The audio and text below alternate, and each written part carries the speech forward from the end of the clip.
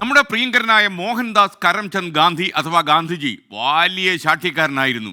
പലപ്പോഴും ബാപ്പുവിൻ്റെ ഈ ശാഠ്യം ഭാര്യ കസ്തൂർബായ്ക്ക് തീരെ താല്പര്യമില്ലായിരുന്നു. വളരെ അസഹനീയമായ ഒരു ഭർത്താവായിരുന്നു പല സമയത്തും ഗാന്ധിജി. ഒരിക്കൽ കസ്തൂർബായ്ക്ക് ഒരു അസുഖം വന്നു. ഗാന്ധിജി അവരോട് പറഞ്ഞു, ഒരൊറ്റ പണി ചെയ്താൽ മതി, നീ ഉപ്പും പരിപ്പും ഉപേക്ഷിക്കണം. ഗാന്ധിജിയുടെ ഈ അഡ്വൈസ് കസ്തൂർബായ്ക്ക് തീരെ ഇഷ്ടപ്പെട്ടില്ല. കസ്തൂർബ ഗാന്ധിജിയോട് കയർത്ത് സംസാരിച്ചു. താങ്കളോട് ഉപ്പും പരിപ്പും ഉപേക്ഷിക്കാൻ ആരെങ്കിലും പറഞ്ഞാൽ താങ്കളത് കേൾക്കുമോ? എന്നെക്കൊണ്ട് അത് ചെയ്യിക്കാൻ നോക്കല്ലേ, അത് ശരിയല്ല എന്ന് കസ്തൂർബ തിരിച്ചടിച്ചു. ഗാന്ധിജിക്ക് ഇത് വലിയ സങ്കടമായി. പിന്നെ തൻ്റെ തീരുമാനം അദ്ദേഹം കസ്തൂർബയോട് പ്രഖ്യാപിച്ചു. ഞാൻ ഒരു കൊല്ലത്തേക്ക് ഉപ്പും പരിപ്പും ഉപേക്ഷിക്കാൻ തീരുമാനിച്ചു.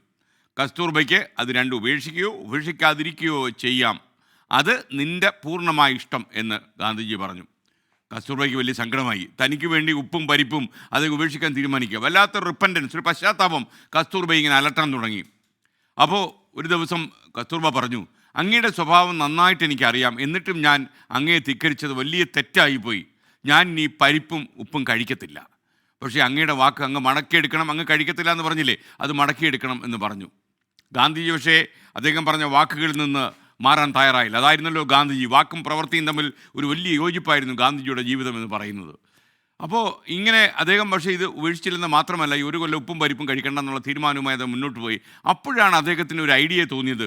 സത്യഗ്രഹത്തിൻ്റെ ആദ്യ പാഠങ്ങൾ, അതിൻ്റെ താക്കോൽ ഗാന്ധിജിക്ക് വീണ് കിട്ടിയത് ഈ സംഭവത്തിൽ നിന്നാണ്. സത്യഗ്രഹം, സ്വയം പീഡനം ഏറ്റെടുത്ത് മറ്റുള്ളവരെ പശ്ചാത്താപത്തിന് വിധേയമാക്കുക, അതാണ് സത്യഗ്രഹത്തിൻ്റെ കാതൽ.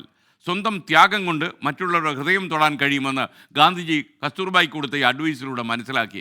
അങ്ങനെയാണ് ഗാന്ധിജി സത്യഗ്രഹം എന്ന് പറയുന്ന വലിയ ആയുധം കയ്യിലെടുത്തത്. നിങ്ങൾക്കറിയാം, 2 നൂറ്റാണ്ടോളം ഇന്ത്യയിൽ അടക്കിയവാണ് ഒരു ബ്രിട്ടീഷ് സാമ്രാജ്യത്തെ കൂപ്പുകുത്തിക്കാനും അവരെ അടിയറ പറയിക്കാനും അദ്ദേഹത്തിൻ്റെ ഏറ്റവും വലിയ ആയുധം സത്യം വധ ധർമ്മം ചര, സത്യഗ്രഹം അദ്ദേഹം ഏറ്റെടുത്തു. ഇന്നും ലോകത്തെ ഏറ്റവും ശക്തമായ സമരമുറ ഏത് എന്ന് ചോദിച്ചാൽ അതിനൊറ്റ ഉത്തരമേ ഉള്ളൂ, സത്യഗ്രഹം.